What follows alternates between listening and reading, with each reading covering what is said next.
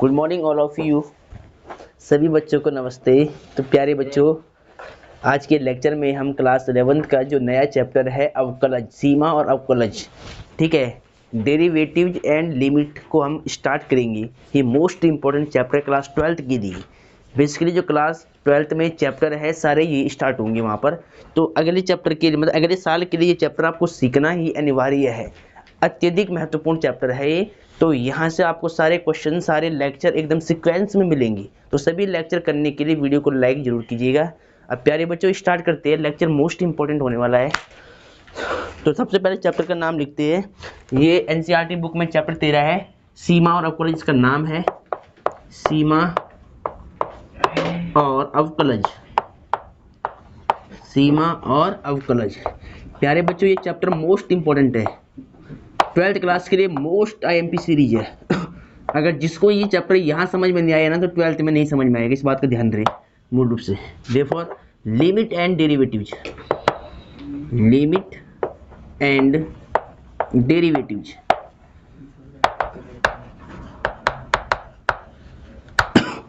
सीमा और अवकलज को इंग्लिश में क्या बोलते हैं? लिमिट एंड डेरिवेटिव्स, ठीक है। और ये मतलब इस चैप्टर को सीखने से पहले आपको फंक्शन तो आना चाहिए। फंक्शन यानी रिलेशन और संबंध वाला चैप्टर जो है ना, क्योंकि यहाँ पर फंक्शन की हम लिमिट निकालते हैं। किसकी निकालते हैं लिमिट? फंक्शन की। कोई फलन दे के रखेगा, वो उसकी लिमिट भी दे के रखेगा और हमसे लिमिट पूछ लेगा। तो यानी यहाँ पर जो हम सीमा और अवकलज हम यूज करते हैं फंक्शन के साथ में, ठीक है। तो पहले जरा बुक से लेते हैं हेडिंग, बेसिक हेडिंग।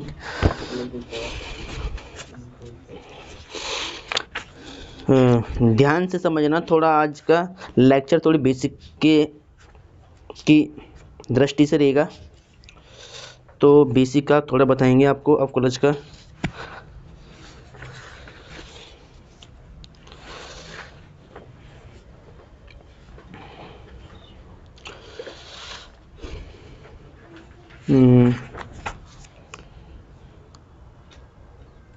प्यारे बच्चों, सबसे पहले तो आप लिख लो सीमा क्या होती है, ठीक है।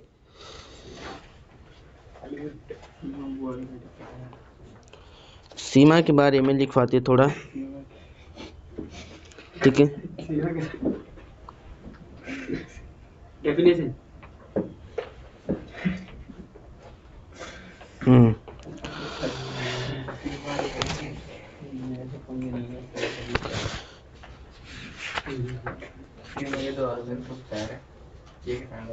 देखिए इसमें दो चीज़ें आपको मूल रूप से पढ़नी है। एक तो सीमा पढ़नी है आपको, ठीक है। तो पहले सीमा को आप लिख सकते हैं। यहाँ पर दाएं पक्ष की सीमा है, बाएं पक्ष की सीमा, दो सीमाएं के बारे में आपको पढ़ना है मूल रूप से, ठीक है। तो सबसे पहले आप गिन लो। एक फंक्शन में आपको बताता हूँ पहले कैसे हम सीमा निकालते हैं, ठीक है। देखिए अगर एक फंक्शन है मेरे पास, पहले समझ लेना थोड़ा सा, ठीक है। अभी लिखो मत, इसमें लिखने का इतना काम भी नहीं है। देखिए एक मैंने मान लिया, लेट माना एफ ऑफ एक्स, एक फंक्शन एफ एक्स है एक्स स्क्वायर, ठीक है।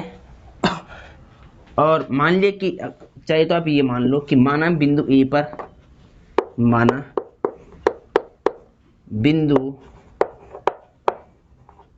ए पर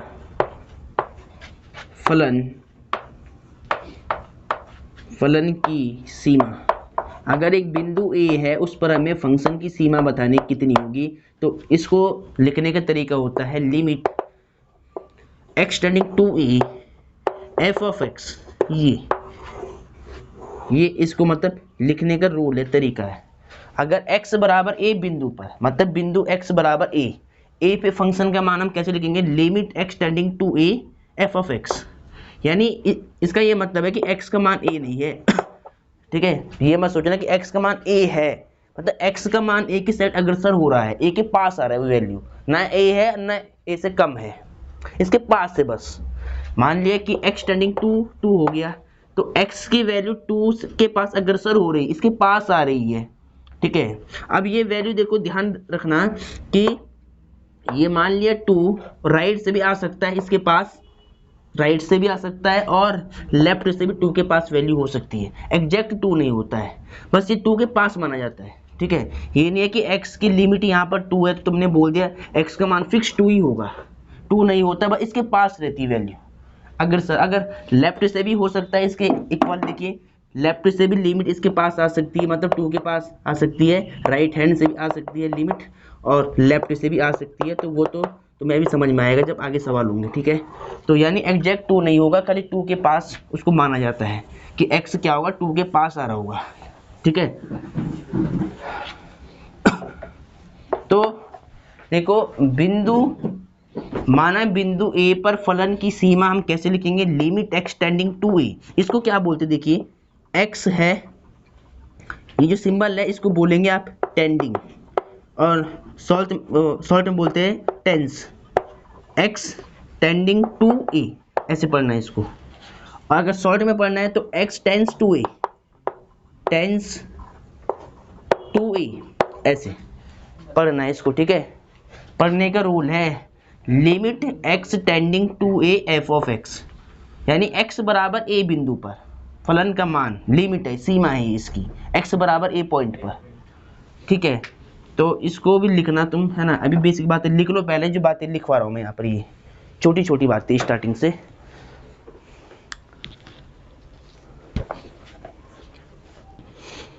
ठीक है, इसको लिख लो पहले।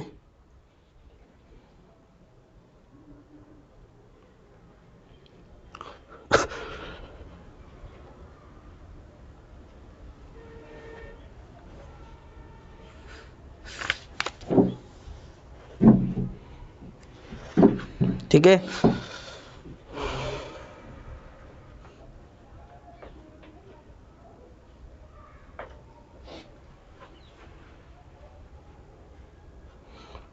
अब हमारे पास दो सीमाएं होगी जो हमें 13.1 में सीखनी है, left hand limit, right hand limit के बारे में।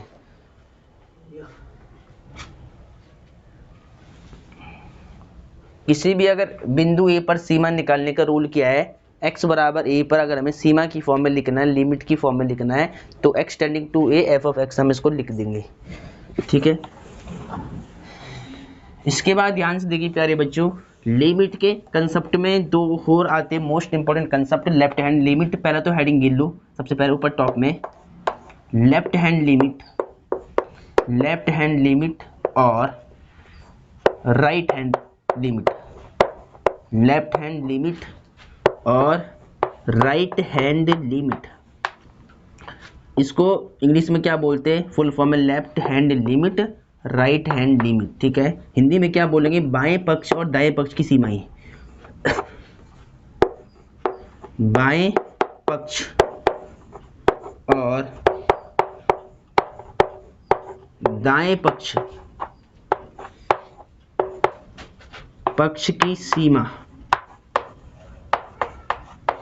बाएं पक्ष और दाएं पक्ष की सीमा पढ़नी है हमें। यहाँ पे कैसे निकालेंगे, सीमा का अस्तित्व भी है या नहीं है, अगर दोनों लिमिट इक्वल आएंगी तब होगी, और फंक्शन का मान भी इक्वल होना चाहिए। तो हेडिंग लिख दो और सबसे पहले यहाँ पे लिख लो, सबसे पहले अब यहाँ से एक अलग से हेडिंग गिरो, लेफ्ट हैंड लिमिट, इसके बारे में, लेफ्ट हैंड लिमिट, बाएं पक्ष की सीमा, बाएं पक्ष की सीमा, ऐसे हेडिंग गिर दो अलग से, और इसके बारे में लिखना थोड़ा सा। ठीक है, इसके बारे में लिखो,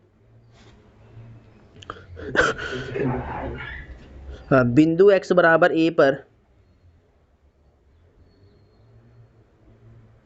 बराबर, हाँ ऐसे लिखो ना, बिंदु x बराबर a पर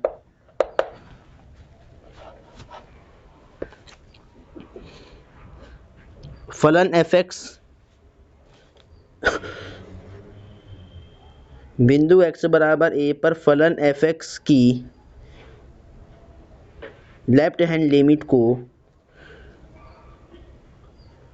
लेफ्ट हैंड लिमिट को limit x tending to a minus, लेफ्ट के लिए माइनस शो करेंगे ऊपर बिंदु के ऊपर, limit x tending to a minus f of x, या limit h tends to 0, f same रहेगा, एक्स के स्थान पर ए माइनस में एच रखेंगे, से व्यक्त करती।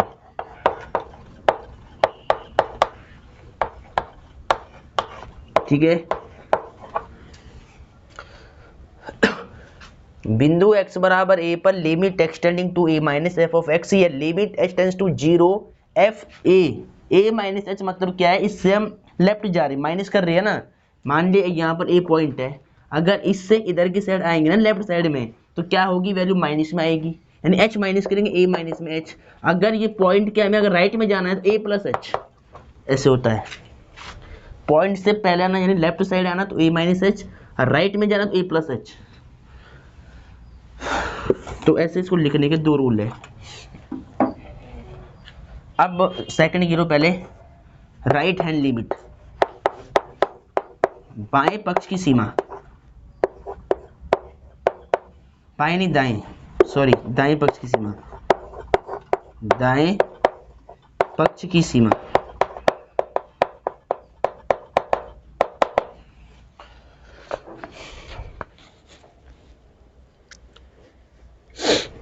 इसको भी लिख लो, बिंदु x बराबर a पर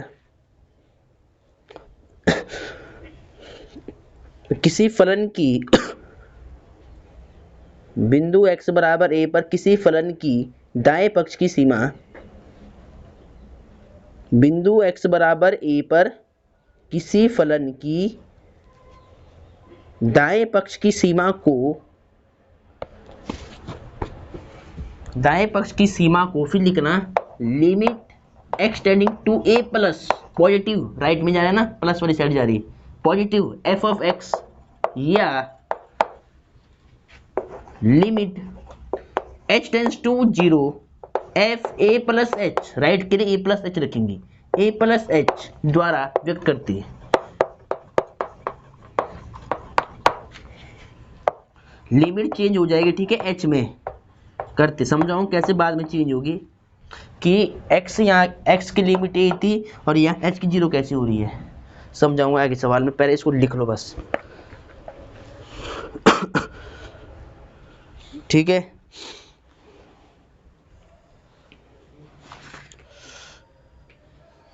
तो ये आपने लिख लिया। इसके बाद इसमें लिखो एच है, एच टेंस टू 0, इसके ऊपर प्लस है ना इधर, हाँ प्लस है, मतलब राइट को दिखा रहा है, ये राइट हैंड को दिखा रहा है लिमिट। ठीक है, अब प्यारे बच्चों आपको लिखना क्या है, सबसे पहले सुन लो ध्यान से। अब प्यारे बच्चों आप यहाँ पे लिखो कि फलन का अस्तित्व कब होगा और कब नहीं होगा। ठीक है, तो फर्स्ट नंबर गिरो सबसे पहले, इसके बाद लिखो, नोट में गिर लो, चाहे नोट पॉइंट में। फर्स्ट है कि सीमा का अस्तित्व, सीमा का अस्तित्व, पहले हेडिंग गिरो, सीमा का अस्तित्व कब होगा।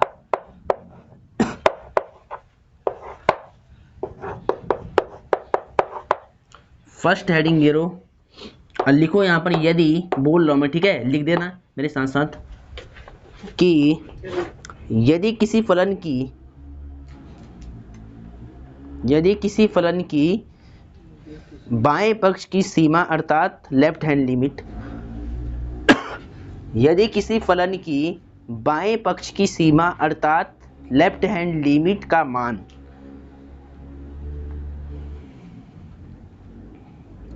यदि किसी फंक्शन की बाएं पक्ष की सीमा अर्थात लेफ्ट हैंड लिमिट का मान राइट हैंड लिमिट यानी दाएं पक्ष के बराबर होता है,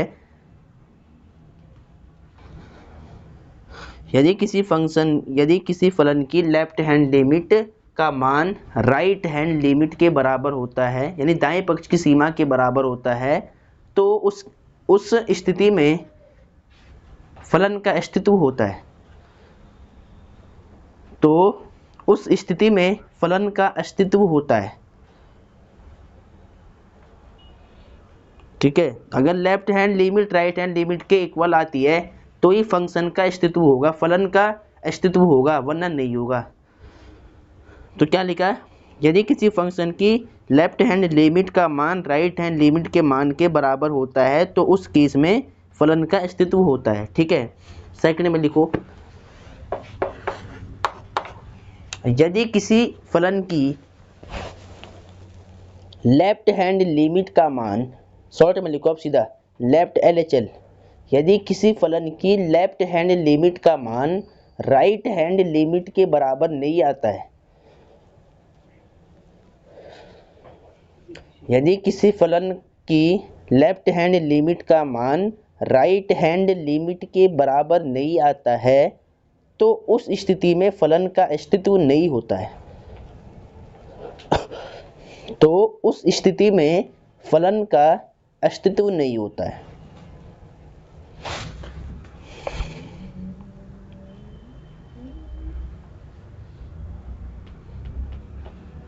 इसके बाद लिखो एक इसी में लिख लो चाहे आगे से, चलो एक काम करो नोट गिन लो एक और,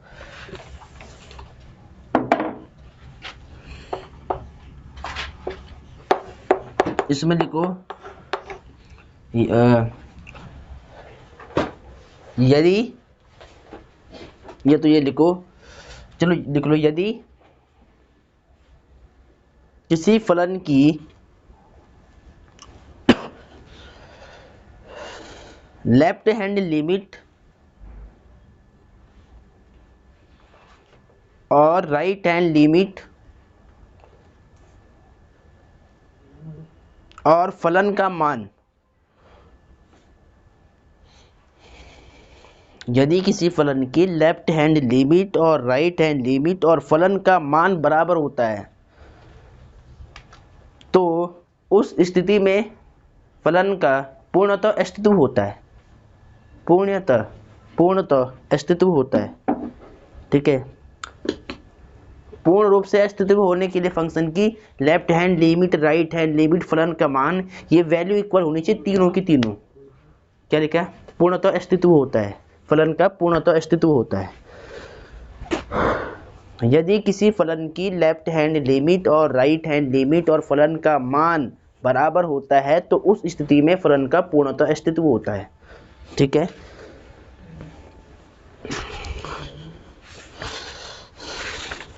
अब प्यारे बच्चों थोड़ा से बेसिक जानकारी थी ये, तुम्हें मेथड से समझाएंगे जिससे तुम्हें समझ में आ जाए एग्जाम के टाइम। प्यारे बच्चों अब लिख लो सीमाओं का बीजगणित। ठीक है, अब दूसरी हेडिंग लगा दो आप, सीमाओं का बीजगणित। ठीक है, क्या लिखना है अब, हेडिंग है अगली ये, सीमाओं का बीजगणित।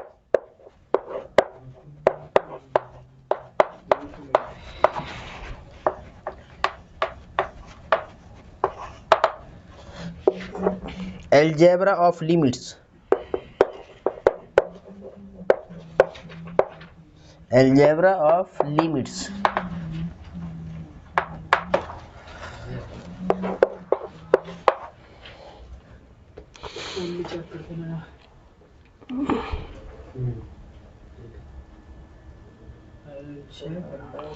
प्यारे बच्चों लिख लो कि माना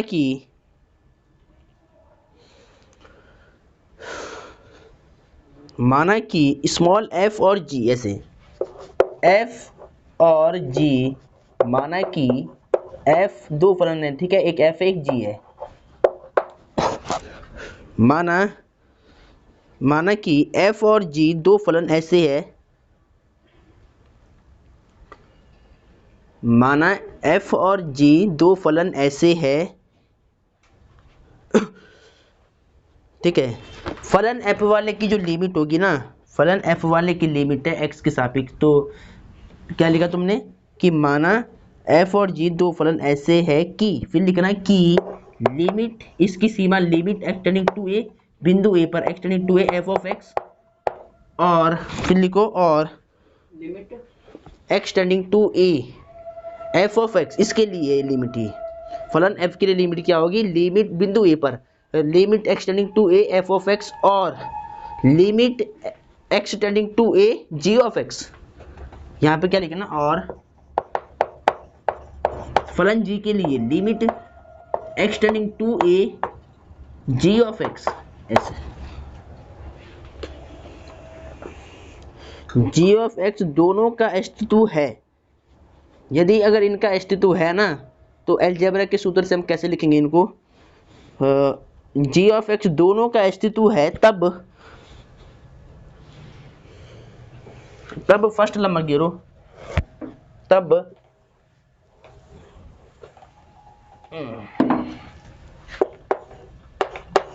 दो फलनों के योग की सीमा लिखो, तब दो फलनों के योग की सीमा,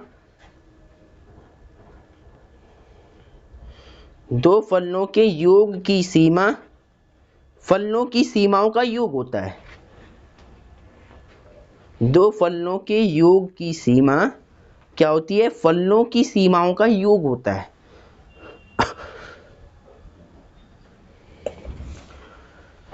ठीक है, क्या लिखा, तब दो फलनों के योग की सीमा फलनों की सीमाओं का योग होता है, अर्थात देखो लिमिट एक्सटेंडिंग टू ए, बिंदु ए पर मान लिया दो फंक्शन है ऐसे प्लस में दे रखी, लिमिट दोनों की बाहर है ना, और वो ब्रैकेट के अंदर प्लस में दे रखी है f of x g of x.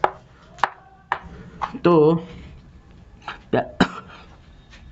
प्यारे बच्चों, इसके बाद आपको देखो क्या करना है, इसकी लिमिट अलग सेपरेट करनी है। देखो ऐसे लिखना है इसको, limit extending to a f of x, बीच में क्या है प्लस, फिर लिमिट दोनों की लिमिट सेपरेट कर लेनी है बस, जी ऑफ एक्स ऐसे लिखना है इसको प्लस में। ठीक है, इसकी लिमिट अलग कर दी और इसकी लिमिट अलग कर दी, इसको लिखो फटाफट। अब दूसरा पॉइंट गिरो, अगर दो फलन अगर प्लस में दे रखे हैं, उनकी लिमिट एक ही बार बाहर दे रखी, तो इनकी लिमिट को सेपरेट कर देंगे, दोनों पे लगा देंगे। देखो लगा दी ना। चलो अब दूसरी बात लिखो, दो फलनों के अंतर की सीमा, यानी माइनस आएगा जब बीच में तो क्या करेंगे, दो फलनों के अंतर की सीमा फलनों की सीमाओं का अंतर होता है। दो फलनों के अंतर की सीमा फलनों की सीमाओं का अंतर होता है।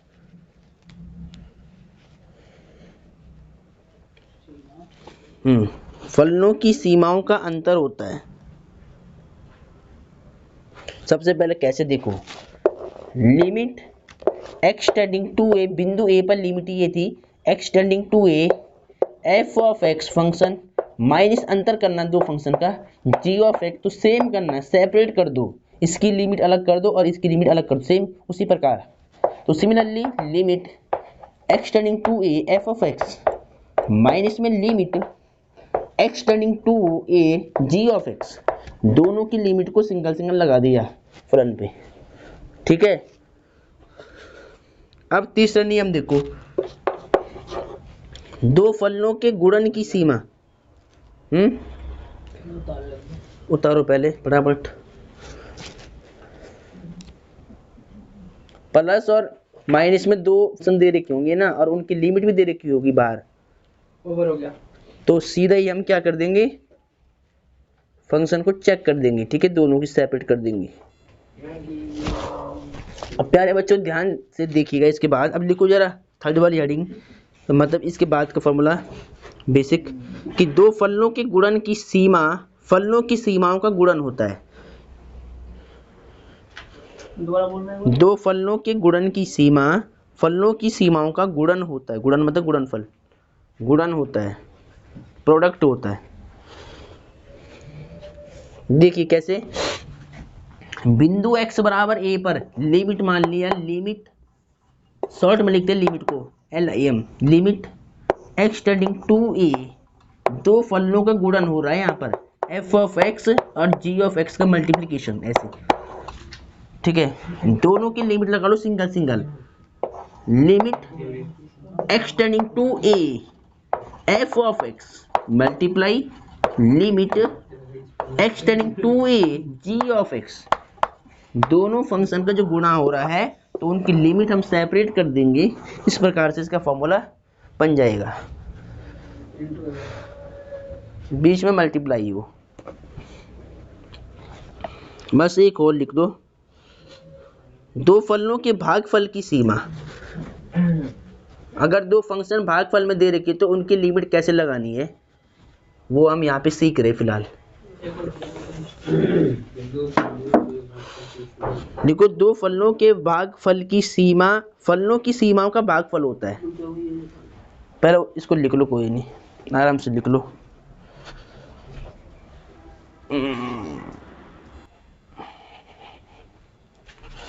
प्यारे बच्चों, इसके बाद लिखो आप, दो फलनों के भागफल की सीमा फलनों की सीमाओं का भागफल होता है।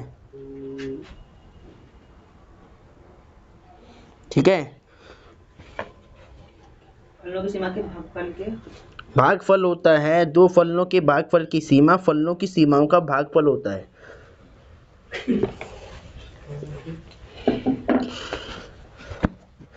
देखिए ध्यान से, इधर कैसे होता है।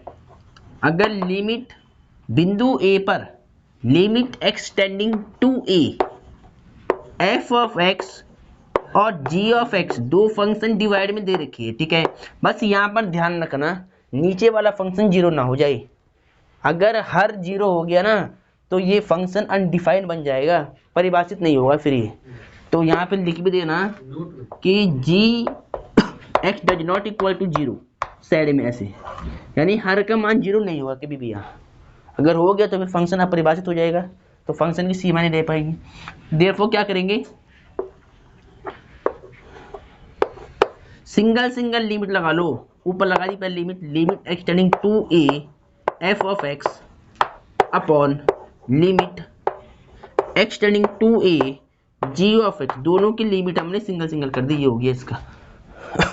ठीक है, अब थर्ड वाला लिखो, अगर कांस्टेंट नंबर है किसी फलन के साथ में, यानी लैम्डा मान लो, अल्फा मान लो, कांस्टेंट मान लो, कुछ भी, तो वो बाहर निकल जाता है। देखो कैसे, इसको लिखता हूँ पहले मैं। इसके बाद लिखो सबसे पहले कि एक विशिष्ट स्थिति में जब g(x) एक ऐसा अचर फलन है, मतलब इन दोनों फंक्शन में से ना एक फलन अचर होगा।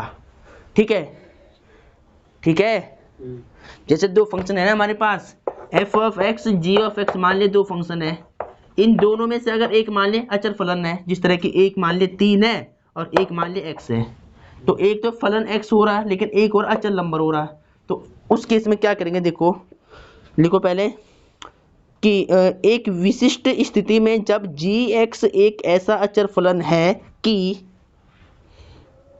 किसी वास्तविक संख्या लैम्डा के लिए g of x is equal to lambda हो। लैम्डा मतलब ये लैम्डा,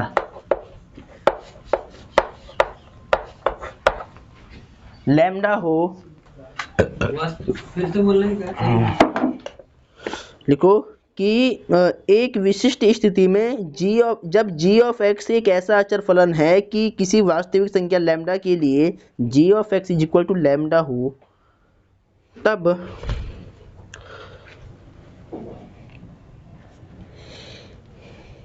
देखिए प्यारे बच्चों कैसे हम इसको लिखेंगे। देखिए लिमिट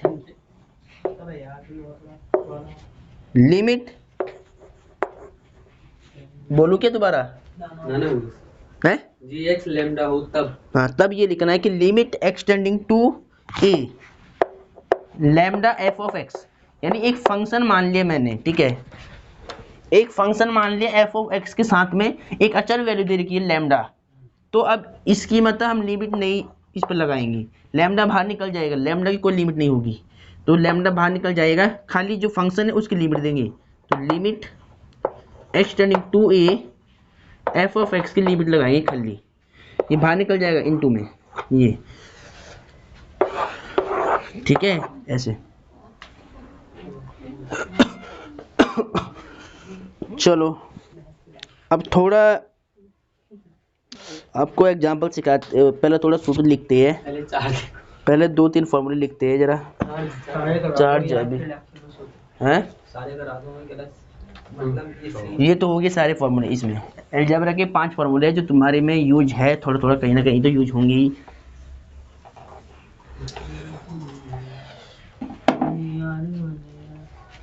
अब आपको सबसे पहले देखिए जो 13.1 में फॉर्मूले यूज होंगे ना, वो मैं यहाँ पे लिखवा रहा हूँ एक बार। प्यारे बच्चों सबसे पहले लिख लो फॉर्मूले एक करके। पहले देखिए एक पर में भी दे रखी है, limit x tending to a, बिंदु ए पर x की पावर n, a की पावर n अपॉन में x माइनस a, इसका जो मान होता है n a की पावर n माइनस 1। एक फार्मूला ये है पावर के लिए, अगर लिमिट में पावर बड़ी आती है तो इससे हम सॉल्व कर सकते हैं सिंपली इसको।